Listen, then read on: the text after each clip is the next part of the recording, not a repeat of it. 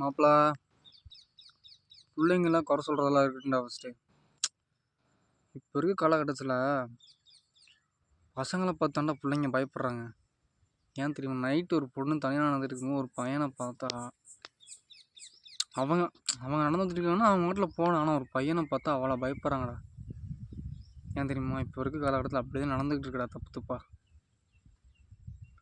ஆனால் அதாவது ஒரு பொண்ணு நடந்து போனாலும் ஒரு குரூப்பாக பசங்க பார்த்தாலும் பயப்படாமல் போகிற காலம் எப்போ வரும்னு எனக்கு சத்தியமாக தெரிலடா. சில மோசமான தெருநாய்களால் எல்லா பசங்களும் தப்புன்னு நினைக்கிறாங்கடா. அப்படி ஆக்க வச்சிட்டாங்கடா. எல்லா பொண்ணுங்களும் கெட்டவங்க கிடையாதுடா. All girls are not same.